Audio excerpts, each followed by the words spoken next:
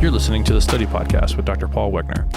I'm your host, Tyler Sanders. I'm here with Dr. Paul Wegner. He's going to give us the Hebrew word of the day for the book of Daniel. We're getting into Daniel this episode. Yeah, and I'm kind of excited about it. It should be fun. All right.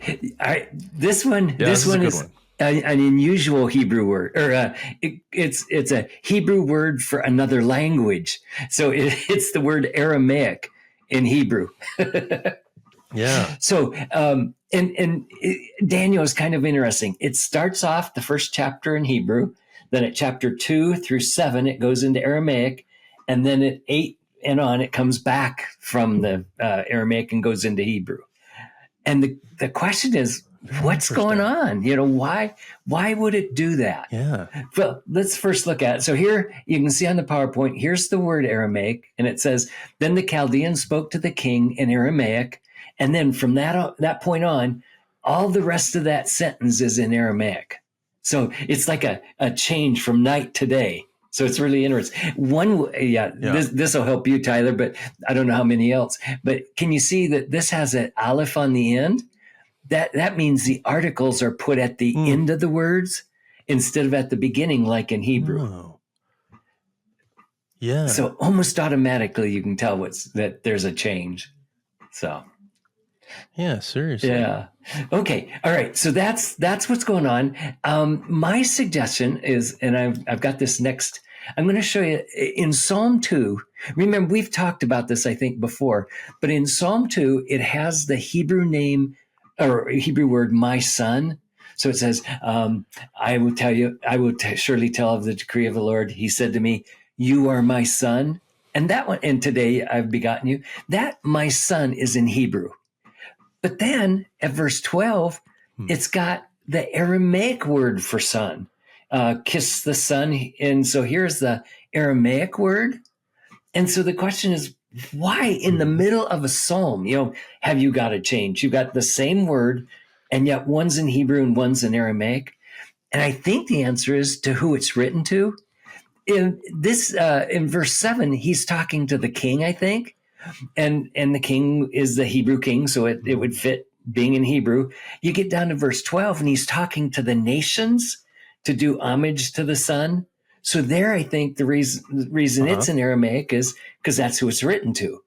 So if that's true, maybe in the Daniel book, the key is, they start off in Hebrew because it's kind of setting the stage, and you learn who Daniel and his friends are. Then you get into chapter 2, and he starts talking in Aramaic because they're in Babylon, and they would be speaking Aramaic. So I think what's going on is that because the main person these things are written to or about is in Aramaic, it writes it in Aramaic. Then at chapter 8, where they start having these visions, and the visions are more directed towards Israel, I think then, and in fact, it's interesting because chapter 7 is still in Aramaic, but it's a vision pretty much, I think, generally to the nations to see so that they know what's going on. And then from 8 on, it's it's in Hebrew. So at least that's my guess. So is Aramaic, it uses the same characters? Yes, it does, which is kind of interesting, isn't it? Yeah, it is. And that's why they call Hebrew, it's called when they came back from the exile, it's either called Aramaic square script or Hebrew square script because it matches the Aramaic, or it's sometimes called, what's the term, I guess, there's another term, I can't remember what it's called now, but it suggests that it's because of the Aramaic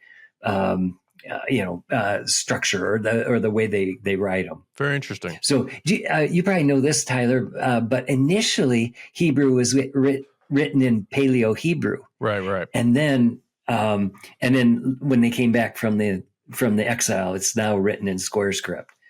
So it seems like they took the script from what they knew in Babylon and brought it back home. Yeah. Very interesting. Yeah, so I think it, in my mind, it's kind of neat, how that worked, and I think that makes some sense then why it goes into Aramaic, because it would make more sense to the people it's talking to. Yeah, I agree. All right, are you ready to get in? Yeah, let's look at it. Here's the book. All right. I call it Daniel, God's man in Babylon. And basically, traditionally, it's been authored by, they assume the author is Daniel. Now, that's actually not necessarily true. The first person is probably him speaking, but remember, there's also a narrator that actually, talks about Daniel in third person too. So a good share of the book is also a narrator explaining what's going on to the people. Mm-hmm. And then we've got the date at about 6:05 to 5:36, and later I'll show you why that date fits there. I think the purpose is to extol the God of Israel, and virtually everything that happens is giving, it's because this God that they serve is so amazing. Mm-hmm. And then I think the key verse is Daniel 2, 27 and 28. And the key part is, and there's a God in heaven who reveals mystery. And Daniel was talking to Nebuchadnezzar at that point, explaining to him that the God I serve is the one that can tell you what this dream means. I think it's interesting structure also. All the first 6 chapters are like tests. All the last chapters, 7 through 12, are like visions. And also chapter 10, 11, and 12 look like they're all together. It's not like they're necessarily separate chapters. They look like they flow right into each other. Yeah. Yeah. So even though I've written them like that and it makes it look like it's 6 and 6, the last 3 are kind of put together probably. Sure. So, all right. Are you ready? Let's do it. All right. So the book covers the material from the 3rd year of Jehoiakim, which would be 605, found in verse 1, to 536, which is the 3rd year of Cyrus. And that's what the vision in chapter 10:1 is dated to. So that gives us, that's if you think about it, that's like 70 some years, over 70 years of time that the book is covering. Daniel becomes part of the Babylonian government and then later the Persian. So he's really more of a statesman than a prophet, even though he's got some of the clearly the most prophetic stuff in the book. And yet he's more a statesman than a prophet. Daniel went to Babylon in 605, the first deportation. And remember, when he goes there, him and his friends, they're going more, not necessarily as captives, but because they're the cream of the crop, and that God and Nebuchadnezzar is going to use them for the government. So it's kind of interesting. The purpose is to provide information concerning this period for the Israelites, especially for them to know God's plan for the future. And that's when you get into those visions, and even some in the first part, like chapter 2, and is pretty much a vision or an explanation of what's coming in the future for them. And the author is, well, we don't know who necessarily the author is, but Daniel clearly has the visions and the stories are about him most of the time. Okay. All right. So that's the first part. Then here's a little timeline to kind of help you. And because the chapters are not necessarily in order, I put here kind of where they fit. So you've got right at the beginning, 605, you got chapter 1 and 2, very close. Then you got chapter 3 shortly after that, and 4 shortly after that. Those are all 4 in Nebuchadnezzar's reign. Then chapter 7 jumps all the way to Belshazzar, and so does chapter 8. And actually chapter 5 too. It's his last year though, so it's not in chronological order. Okay, what it may be though is that the narratives are in chronological order, and then the visions are pretty much in chronological order. So that may be what's going on. Yeah. And then chapter 9 is Darius's first year, and then chapter 6 is Darius's reign. And then the last are Cyrus's 3rd year. I actually believe Darius and the Mede and Cyrus is the same name for the same person. A lot of times in the ancient Near East, you've got what are called throne names, and you know that like Abraham changes his name right? Sarah has a name change. Jacob has a name change. So it's not that unusual to have a name change. And it would make some sense for Darius if he becomes, king of Babylon. It would make sense that he may take on a different name earlier and then change to Cyrus later on. So at least at this point, I think it makes some sense. Sure. All right, let's go into chapter 1. Okay. Oh, and what you might find in this, and I think I better warn you, is I'm not going to read the whole book, or else we'd be here all day. But I also what I tried to do is pull out the main parts of it. So what it might look like is that there's gaps in there. So I'll try to fill in the gaps for you, so it's not totally just choppy. I'll try to help you with that. Okay. But in chapter 1, verse 1 through 4, it says, in the 3rd year of the reign of Jehoiakim, king of Judah, Nebuchadnezzar, king of Babylon, came into Jerusalem and besieged it. The Lord gave Jehoiakim, king of Judah, into his hand, along with some vessels of the house of God, and he brought them to the land of Shinar, to the house of his God, and he brought the vessels to the treasury of his God. Now, right away, that's going to be a problem, because the Israelites are going to assume that God got beaten, and therefore his stuff from his temple got stolen. And Nebuchadnezzar is actually going to think that same thing. And so he puts him in the house of his God to continue to remind him that his God is greater than Yahweh.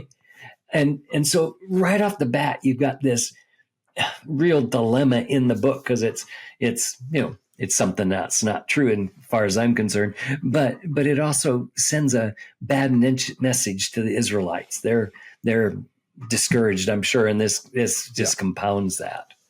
I need to tell you about the date.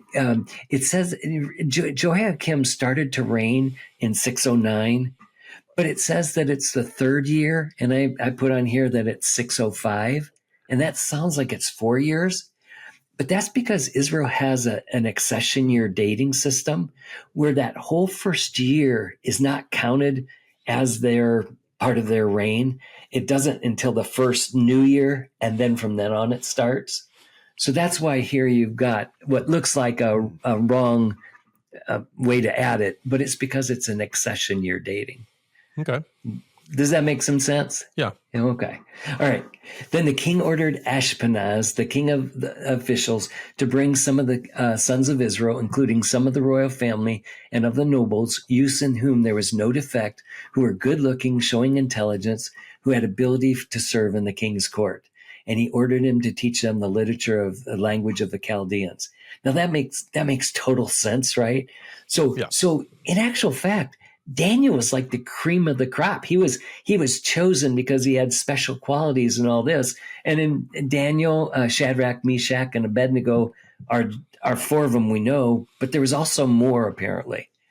And these people were there to actually be trained so they could be part of the government. Sure. Now, Nebuchadnezzar is pretty smart that way. He figures if I can get part of their family into the royal, or into helping in the royal decisions and stuff, then the nation's certainly aren't going to rebel very fast. Yeah. That actually didn't work for the Israelites, but that was the goal anyway. And also he's teaching them the literature and language of the Chaldeans.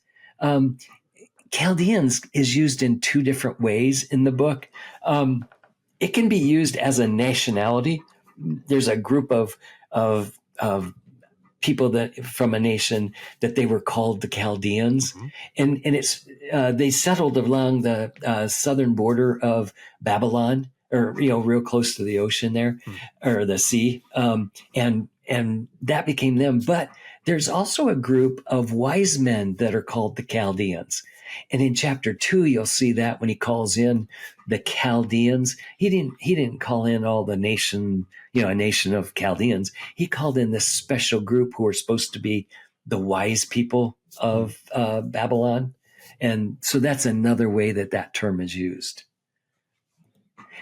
That actually may help you when you get going in the book, because it does seem to be used in different ways as you go along. Yeah, sure. Okay. And then, so Daniel and his friends are taken to Babylon. Now, look at Daniel, Hananiah, Mishael, Azariah.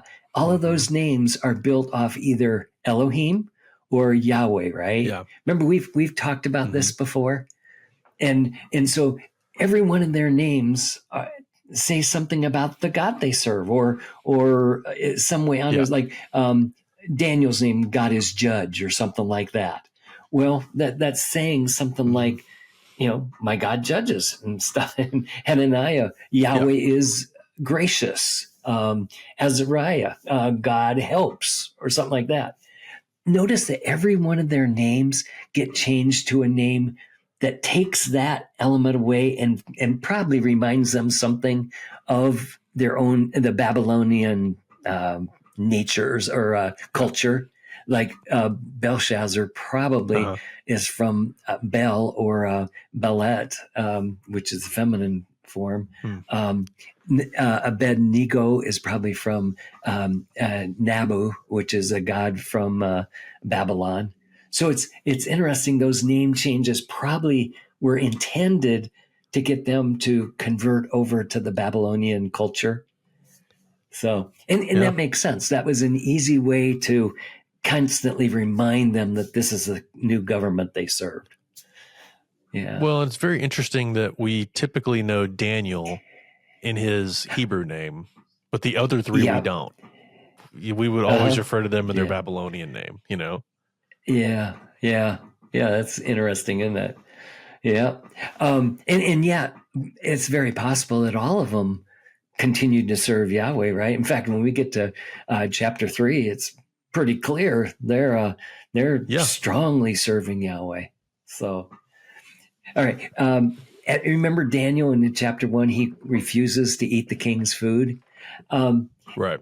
Daniel is going to then eat only, the word is pulse, and I'm assuming it's like vegetables. Daniel 1:8 says, "But Daniel made up his mind that he would not defile himself with the king's choice food, or with the wine which he drank." And then God seems to honor it. But the question is, wait, what's wrong with the king's food? Or why did Daniel not want to defile himself with it? And there's several Hmm. suggestions. Um, First of all, some people have suggested it was unclean food, but wine is not unclean. That was used in Israel, and it Sure. wasn't an unclean food. Sometimes they thought they were food offered to idols, but so would vegetables. I mean, anything that was, Yeah. animals would, but so would vegetables and stuff like that were grown.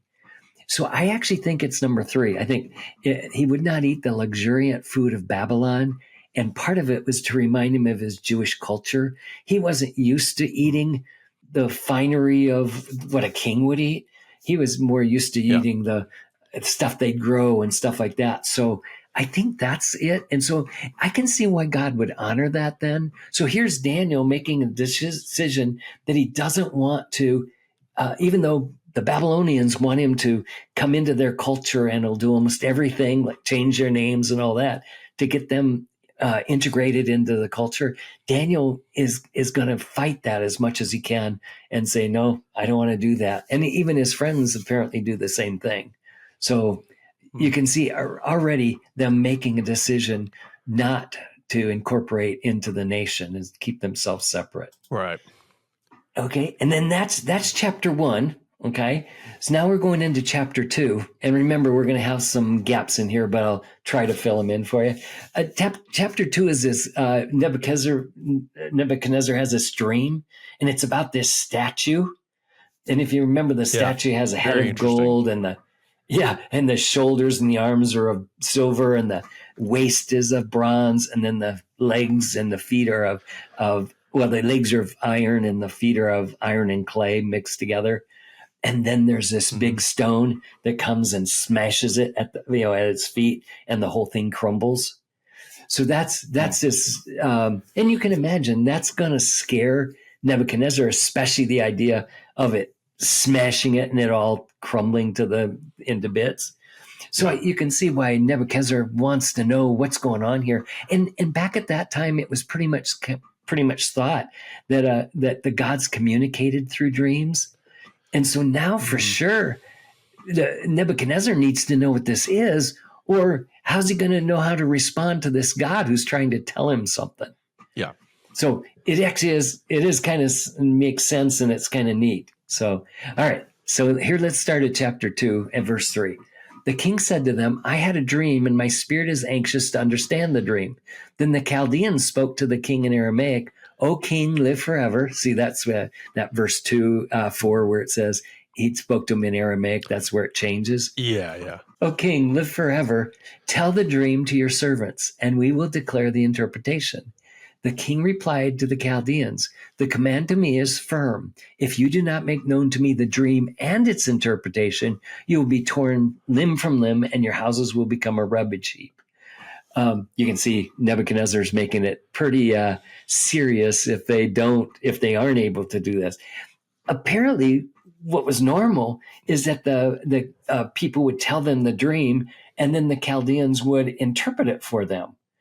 Well, what he's saying, no, I want to make sure you actually really do know what it is.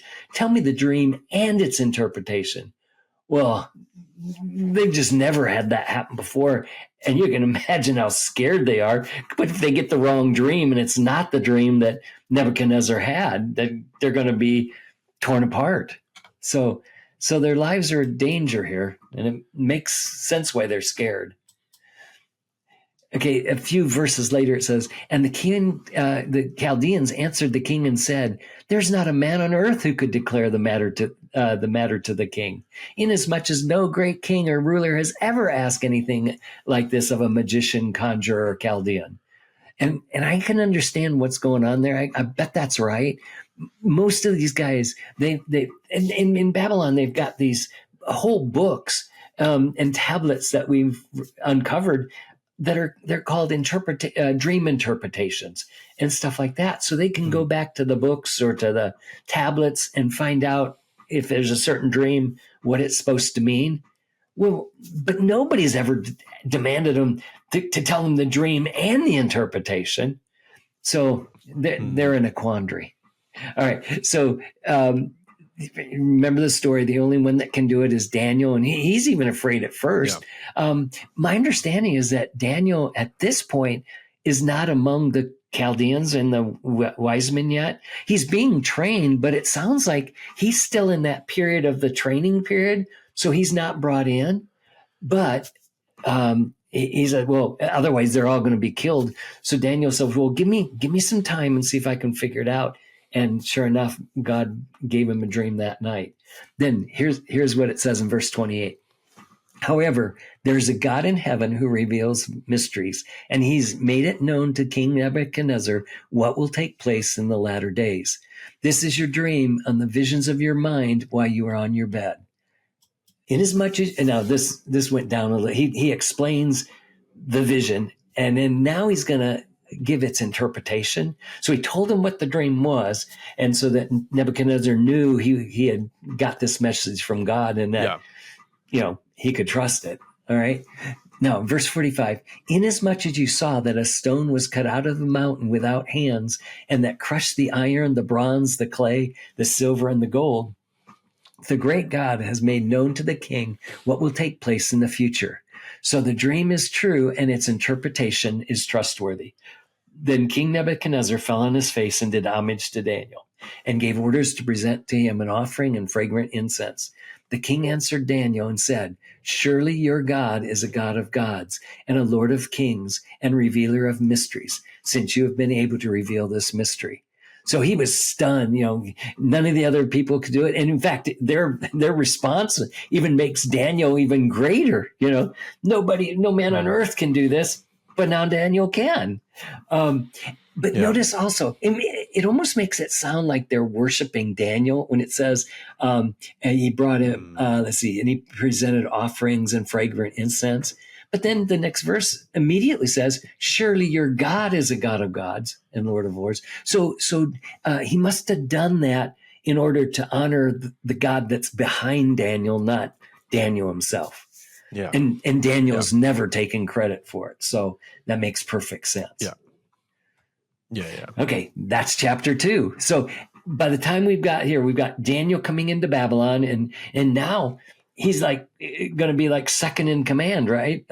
He's certainly a leader anyway among them, and he even asks if his friends can also be part of that too, and Nebuchadnezzar lets them. All right, and then chapter 3, we've got Nebuchadnezzar making this golden statue. I wonder, this is my guess, remember being the head of gold, and then all the rest of the statue was lesser valued metals.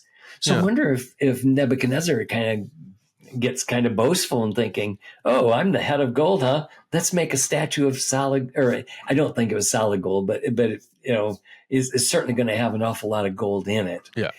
It's 90 feet high. What's also funny, it's only 9 feet wide, so it's like a post almost. So it looks kind of funny, I would thought. But if it's in this plain in the province of Babylon, you probably could see it from miles, right? It's that tall. I think I once figured it out. It's like a 9-story. No, not quite that big. Like a 6-story building. So that's pretty good size, especially when it's in a plain. Yeah, for sure. So, yeah. All right. So here's what chapter 3 says. Nebuchadnezzar the king made an image of gold, the height of which was 60 cubits or 90 feet, and its width was 6 cubits or 9 feet. He set it up in the plain of Dura in the province of Babylon. Now, apparently the plain of Dura is near Babylon. So if you were in Babylon, you'd be able to see it. So, and I'm assuming that was the whole purpose of it. Okay, then in verse 5 it says, at the moment that you hear the sound of the horn, the flute, the lyre, the trigon, the psaltery, the bagpipes, and all kinds of music. Now, I don't know exactly if it was bagpipes like we think of it, and some of these musical instruments, we don't know exactly what they are, because though we do have quite a few pictures from the ancient Near East that show kind of what kind of instruments they did have. Though they may not look exactly like ours today. But anyway, once you hear all this music, right, you're to fall down and worship the golden image that Nebuchadnezzar the king has set up. But whoever does not fall down and worship shall be immediately cast in the midst of a furnace of blazing fire. Now that's kind of interesting, because that's not a common means of punishment, though apparently it is mentioned in Babylon that it is one of the punishments that they did. And so apparently this was the one he was going to do. Wow. All right. Verse 15. So you know the story. They get thrown into the fire, and or they get ready to be thrown in. He gives them one last chance. Verse 15 says, but if you do not worship, you will be immediately cast in the midst of the furnace of blazing fire. And what God is there who can deliver you out of my hands? So there's the challenge. Nebuchadnezzar is claiming there's no God possible that could deliver them. So, of course, God has to rise to the challenge, right? Right. Then in verse 17, if it be so, our God whom we serve is able to deliver us from the furnace of blazing fire, and he will deliver us out of your hand, O king. But even if he does not, let it be known to you, O king, that we are not going to serve your gods or worship the golden image that you have set up. He said, so I love that response, because he's, there's that pot, it does God have the ability to do it? And they're claiming, well, of course he is. He has the power. He can do this if he chooses. But even if he doesn't, see, they don't know in every case that God's going to deliver him. God doesn't deliver everybody. But they're so sure that they're going to serve their God that they say, even if he doesn't deliver us, we're not going to bow down to your gods or serve them. I really love that response. That's really good. It just amazes me how much faith they had in their God. All right. Okay. So they throw him in, and Nebuchadnezzar looks in there, and instead of 3 men walking around, there's actually 4. And he says, look, I see 4 men loosed and walking about in the midst of the fire without harm. And the appearance of the 4th is like a son of the gods. Now, remember, he's a pagan. So when he says a son of the gods, it would, I don't know that he has a really good understanding what that is, but at least it looks, I assume it looks kind of like an angel, right? So if it looks like an angel, it would look to him like, oh man, a lot different than anything he's been aware of. So it must be somebody related to the gods. So I think that's what that's getting at. Right. Okay. And then, so Nebuchadnezzar lets him out. Okay. And Nebuchadnezzar responded and said, "Blessed be the God of Shadrach, Meshach, and Abednego, who has sent his angel," so he understands he's an angel, "and delivered his servants, but who put their trust in him, violating the king's command and yielding up their bodies so as not to serve or worship any God except their own God. Therefore, I make a decree that any people, nation, or tongue that speaks anything offensive against the God of Shadrach, Meshach, and Abednego shall be torn limb from limb and their houses reduced to rubbish heap, inasmuch as there is no other God who is able to deliver in this way." Now, that's quite a statement for a same punishment as the dream. Exactly. But that makes sense, right? Because in the ancient Near East, if people it made a false claim about somebody, and so that you were going to be punished, you actually received the same punishment. So here he's saying, because I made this decree, I'm now, anybody who goes, who says something against this God will get the same kind of treatment. So it kind of does, it almost makes the punishment fit the crime. Yeah. We're going to see that later in Daniel 6, right? When the people get thrown into the lion's den, it's because they were the ones that put him in, and that was the charge. So they're going to receive the same punishment that he would have, only with a totally different outcome, right? Yeah. In the ancient Near East, there's also a claim that this was found in and that it's an ancient Near Eastern text relating to the Bible. It actually talks about a statue with Nebuchadnezzar's name on it. And here's what it says. "Beside my statue as king, I wrote an inscription mentioning my name. I erected it for posterity. May future kings respect the monument, remember the praise of the gods inscribed thereon. He who respects my royal name and who does not abrogate my statutes and does not change my decrees, his throne shall be secure and his life lasts long. His dynasty shall continue." Now, I don't know that this is, in fact, I'm sure Nebuchadnezzar made lots of statues. They often put them on the borders of their country. And it would be to let people know that if you come into this country, it's my God and Nebuchadnezzar's God who's going to fight against them. But what's interesting is that this actually says that he wrote this inscription and erected it for posterity. And it also says it has the praise of the gods on it. So that may be a hint as to why the three Jewish men would not bow down to it, because it may have had blessings or something like that of Nebuchadnezzar's gods. Yeah. So that would make some sense. So I want to make sure I don't know this is the exact same statue. It's just interesting, and it's similar to the kind of things that I bet would have been said about Nebuchadnezzar's statue too. Yeah. Okay. Yeah. Okay, we're ready for chapter 4 now. This one, Nebuchadnezzar has another dream. Okay, so in verse 4:1 it says, "Nebuchadnezzar the king, to all the peoples, nations, and people of every language that live on the earth, may your peace abound." Now, here's interesting. Chapter 4 is written in an interesting way. So it praises Yahweh or Daniel's God before the story's ever told. And then at the end, it does it again. And it's in Hebrew, or in a lot of languages, it's called an inclusio, where it starts off with something and then ends with it. And so it's almost like a conclusion to it. So they call it inclusio. And then the actual story is told in the middle. Okay. Yeah. What's real interesting about this one too is look at the end. Well, let me read it for you. "May their peace abound. It seemed good to me to declare the signs and wonders which the Most High God has done for me. How great are his signs and how mighty are his wonders. His kingdom is an everlasting kingdom, and his dominion is from generation to generation. Now, at the end, it actually uses those same phrases, everlasting, or kingdom and dominion, only it reverses them. Look at what this says. But at the end of the period, I, Nebuchadnezzar, raised my eyes towards heaven, and my reason returned to me.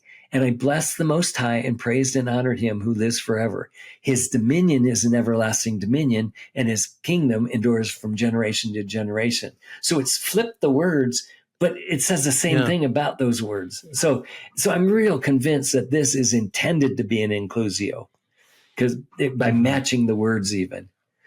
Okay, so it says, it ends, now I, Nebuchadnezzar, praise and exalt and honor the King of heaven, for all his works are true and his ways are just. He is able to humble those who walk in pride. Both here and later in Cyrus, people have wondered, well, did Nebuchadnezzar actually become a God-fearer? Right. My understanding is that the answer to both of these is no. And the reason is God, our God, Yahweh, does not just expect that the people believe that he's a strong and powerful God. They have to believe he is the only God and there is no other God but him. And I don't think Nebuchadnezzar or Cyrus ever got to that place, to be willing to only serve him. And we've got other records that actually show that they worship other gods. So I think it's pretty clear they didn't get to the point where they would be called what we call a God-fearer. Though they believed a lot of gods and feared a lot of gods. Okay, so that's that. Oh, I'm sorry. So what that was is to show you at the beginning and the end, it's kind of an inclusio, and it's got praising Daniel's God. So here's what's going to happen. Then, so Nebuchadnezzar sees this vision, and once again, nobody can figure out what it says. Verse 7 says, then the magicians and the conjurers, the Chaldeans and the diviners came in, and I related the dream to them, but they could not make its interpretation known to me. Now that's interesting. Notice this time he goes ahead and tells them the dream instead of having them tell him the dream and its interpretation. My guess is now Daniel's there, and then he knows if they goof up that Daniel will be able to confirm whether they're telling the truth or not. Yeah, so that might be the difference. But finally, Daniel came in before me, whose name is Belteshazzar,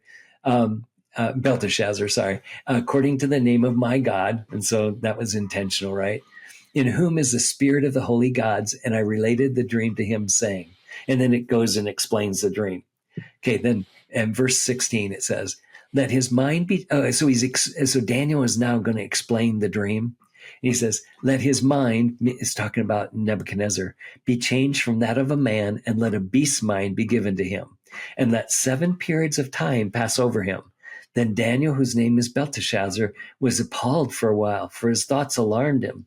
The king responded and said, Belteshazzar, do not let the dream or its interpretation alarm you. Belteshazzar replied, my lord, if only the dream applied to those who hate you, and its interpretation to your adversaries.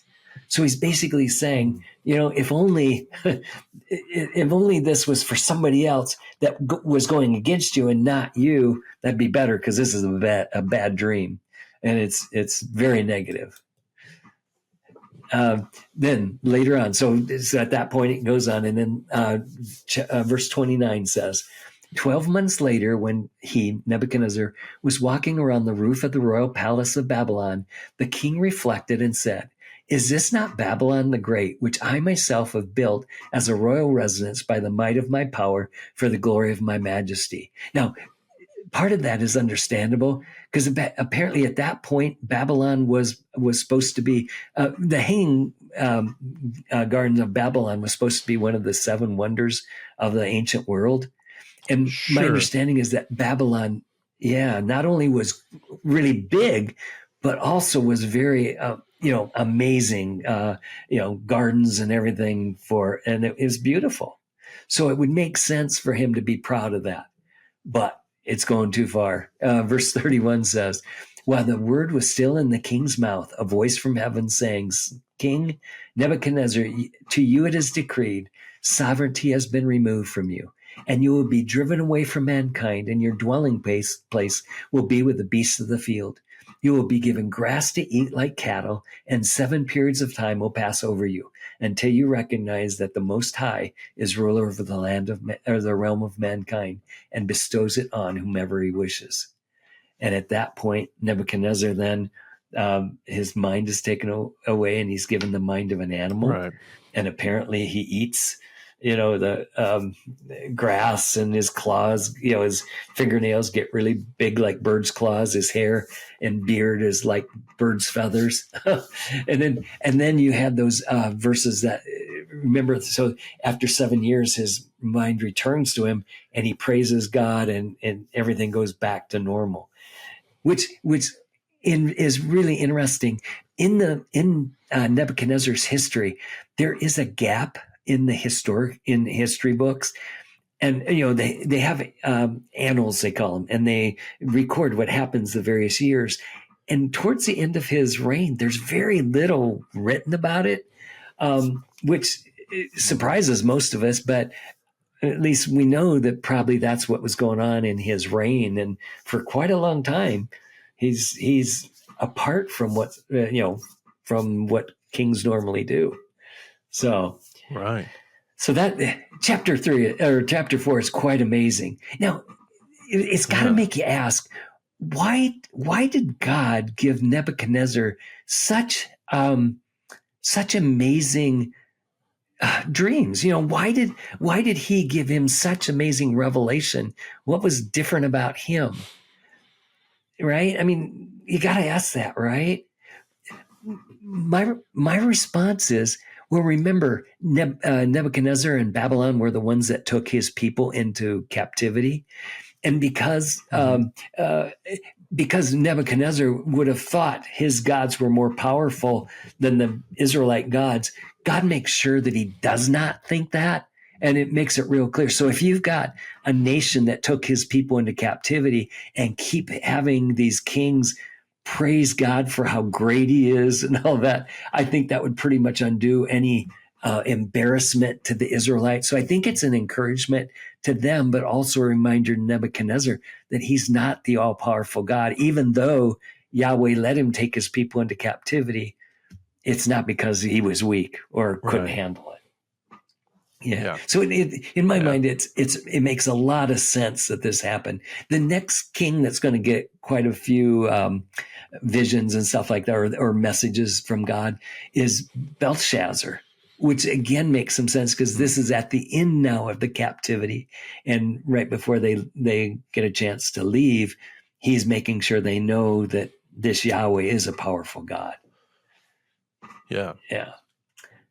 Okay, so now we're at chapter 5. Almost certainly everyone's heard about this one, right? The handwriting on the wall. Another for sure. A very amazing story. All right, so chapter 5, it says, Belshazzar the king held a great feast for 1,000 of his nobles, and he was drinking wine in the presence of the 1,000. When Belshazzar tasted the wine, he gave orders to bring the gold and silver vessels which Nebuchadnezzar his father had taken out of the temple, which was in Jerusalem, so that the king and his nobles and his wives and his concubines might drink from them. Now, first of all, some people have problems saying that Nebuchadnezzar was his father. But in Hebrew, the word father is a lot more general, and probably in Aramaic too. And it can mean father, grandfather, but it may just mean one who was king before him. So it may not even demand that he's in the same family. It just means that he served before him. So, and here I think that's what's going on. But what a blasphemy to have him take the vessels that were taken by Nebuchadnezzar and now be worshiping their gods with Yahweh's utensils. So I don't know what I don't know what Belshazzar was thinking, but almost certainly it was to humiliate the Israelite God, and I'm almost sure that's what's happening. And that's when the fingers appear. Okay. So verse 5 says, suddenly the fingers of a man's hand emerged and began writing opposite the lampstand on the plaster on the wall of the king's palace. That would be scary, wouldn't it? All you see is a hand writing these things. Okay, so the first thing Belshazzar wants to know is, well, what's it mean? Remember, in his mind, he knows it's a message from the gods. Now he wants to know which one and what it means, right? Okay, so verse 17 says, first of all, they try to find, none of the wise men can do it, right? So the queen mother, at least that's who I think it is, comes in and says, "Oh, during Nebuchadnezzar's time, there was this Jewish person that could actually could interpret dreams. Why don't you call him and see if he can do it?" And so he does it. 17 then says, when Daniel answered and said before the king, "Keep your gifts," because he had offered him gifts and authority up to a third of the kingdom. And that makes a lot of sense also, because Belshazzar was actually not the real king. Nabonidus was. But Belshazzar was his son and was ruling in his place. So the highest he actually could offer was a third in the kingdom. Okay, so sure. So there's been a lot of questions as to what's going on there, but it does make sense. In fact, makes more sense than we ever knew it made. All right, so he says, "Keep your gifts and give your rewards to someone else." Daniel probably knows that tonight he's going to die, because when he reads this, he knows what's going on. "However, I will read the inscription to the king and make the interpretation known to him." He was given, and then he goes in and explains what happened to Nebuchadnezzar. He was given grass to eat like cattle, and his body was drenched with the dew of heaven until he recognized that the Most High God is ruler over the realm of mankind, and that he sets it over whomever he wishes. Yet you, his son Belshazzar, have not humbled your heart, even though you knew all this. So he's really letting Belshazzar know it, isn't he? All right, here's what he says. Now, this is the interpretation, and it was that was written out. Many, many tekel upharsin. Many, God has numbered your kingdom and put it to an end. And notice there's two of them, many, many. So my guess is it's either meaning that it's going to happen really fast, or it means that it certainly is going to happen. When things are repeated, it's usually for emphasis. So that's probably what's going on here. So God has numbered your kingdom and put it to an end to it. Tekel, you have been weighed on the scales and found deficient. And Peres, and that's the U, Peres, and the U is just an and. So it's just saying, and your kingdom has been divided and it's given over to the Medes and the Persians. It's also a play on the words, because Peres and Persian sounds a lot alike in Hebrew or in Aramaic. Yeah. So you can understand why the Chaldeans couldn't figure out what it mean. Numbered, weighed, and divided. Well, they probably knew what the words meant, but they certainly couldn't figure out what the interpretation was, right?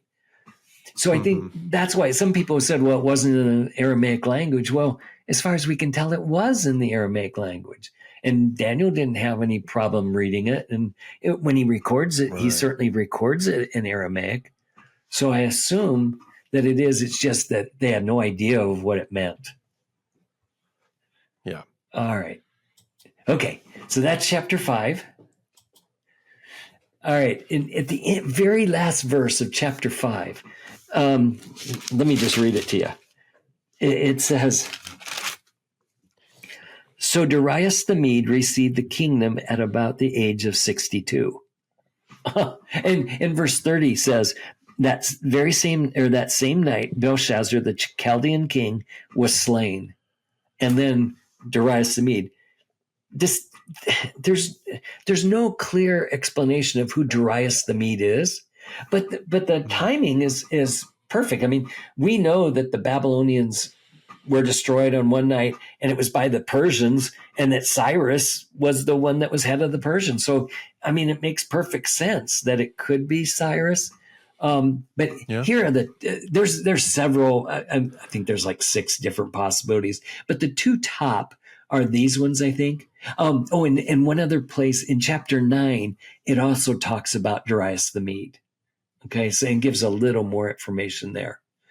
Okay, so the top one, the two top ones. One is Gubaru, the governor of Babylon, and of the region beyond the Jordan. So in the intermediate time, he when Babylon was conquered, it was Gubaru who was in charge of the actual battle, and then right after that, he was put as head until Cyrus came. So Cyrus comes like 2 weeks later, and they declare him to be king of Babylon and all that. But in that intermediate time, some people have thought that this Gubaru was thought to be this person that they're talking about. Okay, he was a Babylonian governor, but Daniel also kept his job, so it's very possible that this Babylonian governor could have kept his job too, and that Cyrus just uses him to rule.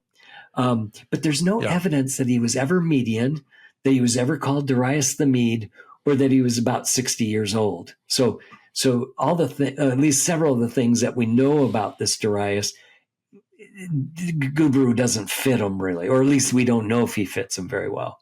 Yeah. Cyrus is the Persian is the other possibility.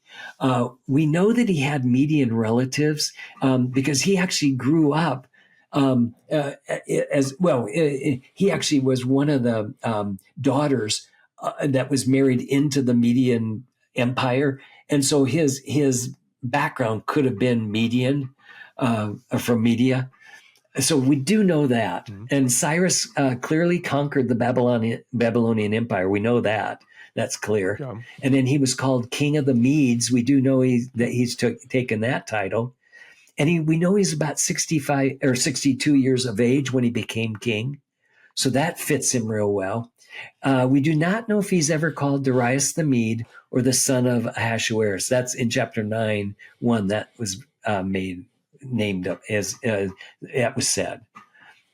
This would require Daniel 6:28, where it says that and Daniel remained in the reign of Darius and Cyrus the Persian. But what's interesting is that the word "and" can also mean even. So it could be that was in the reign of Darius, even the reign of Cyrus the Persian. And that would make a lot of sense in this context, I think. So that's actually the way I go. I actually argue it probably is. We do know that kings took throne names, and that would make a lot of sense to have him being called Darius the Mede. Then when he took over the throne of Babylon, could be called Cyrus the Persian. Yeah. So I think it actually makes a lot of sense. Yeah. Anyway, that's a big dilemma here, but I don't think it is not crucial. Yeah. Okay. All right. So chapter 6, almost every Sunday school kid knows about this story, right? Daniel in the lion's den. That's got to be one of the most popular stories, right? And rightly so. I mean, it's an amazing story, right? So that's right. Okay, so let me start in verse 1. It says, "And it seemed good to Darius to appoint 120 satraps over the kingdom, that they would be in charge of the whole kingdom." Remember, I'm thinking that that Darius is actually Cyrus, and whoever this is, it's at the beginning of their reign, right? Because the Babylonians just got defeated, and now it looks like this picks right up, and so it's probably at the beginning of this next guy's reign. So I think that's why he's putting satraps or leaders over the kingdom. All right, and he had 120 satraps over the whole kingdom, and over them 3 commissioners, of whom Daniel was one. That these satraps might be accountable to them, and that the king might not suffer loss. So I assume that means lose revenue or taxes or something. Then Daniel began to distinguish himself among the commissioners and the satraps because he possessed an extraordinary spirit. And the king planned to appoint him over the entire kingdom.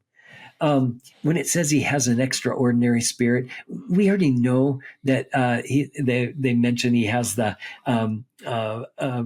is a son of the gods, or he has a godly spirit in him, and he can tell what the gods are saying. So my guess is that's part of what made him great. But also remember, the New Testament tells us that whatever you do all as unto the Lord. And I think Daniel Sure.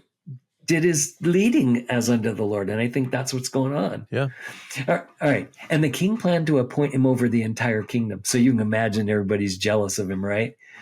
Then the commissioners and the satraps began to find a ground of accusation against Daniel in regard to government affairs. Then these men said, "We will not find any ground of accusation against this Daniel unless we find it against him in regard to the law of his God." You know what that tells me? That tells me that when Daniel did his job, he did it spotless, right? I mean, very few politicians could ever say that today. But Daniel Yeah. had done his job well, and he was spotless. Okay, in verse 7, all the commissioners of the king, okay, so they all decide what they're going to do, and here's what they decide. All the satraps of the kingdom, the prefects and the satraps, the high officials and the governors have consulted together that the king should establish a statute and enforce an injunction that anyone who makes a petition to any god or man beside you, O king, for 30 days shall be cast in the lion's den. And he, Daniel, continue kneeling on his knees 3 times a day, praying and giving thanks before his God, as he had been doing previously. Then they answered and spoke. So they come and see him and they catch him. Okay. Then they answered and spoke before the king. "Daniel, who is one of the exiles from Judah, pays no attention to you, O king, and to the injunction which you have signed, but keeps making his petition 3 times a day." Then, as soon as the king heard this statement, he was deeply distressed and set his mind on delivering Daniel. And even until sunset, he kept exerting himself to rescue him. The king spoke to Daniel, your God, whom you constantly serve, he himself will deliver you." That makes it sound like a statement. My guess it's in this is in Aramaic. In Aramaic, it's more like a wish. It's a subjunctive idea, so it's probably more of a wish that he'll do this. Right. All right, let's go to the next section. All right. Then the king, okay, so they throw him in the lion's den. Then the king rose at dawn at the break of day and went in haste to the lion's den. Then when he had come near to the den to Daniel, he cried out with a troubled voice. The king spoke and said to Daniel, "Daniel, servant of the living God, had your God whom you constantly serve, been able to deliver you from the lions?" Then Daniel spoke to the king, "O king, live forever. My God sent his angel and shut the lions' mouths, and they have not harmed me, inasmuch as I was found innocent before him. And towards you also, O king, I have committed no crime." Now, let me just stop there. Basically, what he's saying is that the charges that I was brought up on, they were faulty. I did continue to make my petition for to my God, and I didn't do it through. Yeah. I actually think what the administrators were arguing is to have them pray through Cyrus or Darius. So when he'd be almost like the priest, so he would take their petitions to the gods for them. And I assume what they were trying to figure out is how do we unify this government? So it probably sounded really good. Like, oh yeah, one way we could do it is just have Darius or Cyrus be the go-between between you and and the petitioner and their gods, and that would help unify them. But Daniel's not going to do that, and he knows that Cyrus is not going to be a priest for him. So I think that's what's going on. Daniel's saying, that won't make any sense. I can go directly to God. I can pray to my God. So anyway, so I think that's what's happening. Then verse 24, the king then gave orders, and they brought those men who had maliciously accused Daniel. Oh, and I got to tell you, that word maliciously accused there, it means to eat apart. So they'd been, it makes a beautiful word picture. Like when you tattle on somebody or say bad things about him, it's like you're eating their character apart. And that's what the word actually means, to devour his character. Anyway, and so they cast them and their children and their wives into the lion's den, and they had not reached the bottom of the den before the lions overpowered them and crushed all their bones. In my commentary that I'm writing, I talked a lot about lions are very powerful, and they can snap even big bones in half just with their teeth. And Sure. their teeth aren't like cutting; they actually tear. So it's kind of amazing that these animals are built for destroying other animals, kind of thing. And they're called right. king of beasts for a reason, right? Because they Sure. don't have That's any right. predator that comes after them because they're the top of the food chain, kind of thing. Anyway, Right. so Right. other people have said, well, why are the children and the women and wives cast into it too? And under a lot of different laws in the ancient Near East, if a person got caught in a lie or trying to defame somebody, they would get the actual same punishment as those people would have gotten. And then a lot of times their families also, and even early in the biblical text, remember, like some of when the people got punished, their families were punished too when they did things. Yeah, right.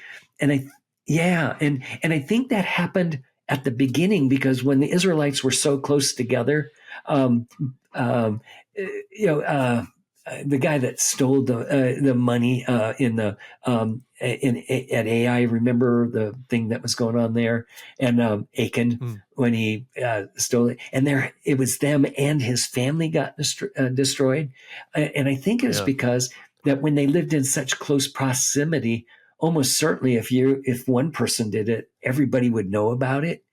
So I actually think why at the beginning in the ancient Near East, that would have been what happened. But then the biblical text later on says, no, that's not the way it's going to be anymore. Each person is going to die for their own sins. And remember in Ezekiel, at that watchman thing, it made it real clear that each individual person is going to die. So Daniel is still in that intermediate kind of time. Right. All right. Right. That's chapter 6. So we've got to, we are now in a major change in the book. So what happened is we've done all these pictures or these stories that talk. They're called court annals or court stories, court narratives that actually talk about God coming to the rescue of his people during this time. Yeah. Again, to highlight how amazing God is. Now we're going to see, and now that that's kind of a foundation, we're going to get into the rest of it, where these visions are now being told, again, telling how great this God is, because he not only can protect you in the present, he can actually tell you what's coming in the future. So that's where we are, and we'll pick up there next week. That's perfect. That's a great stopping point. Thank you so much, Dr. Wegner. It's been really informative. Yeah, it's been fun.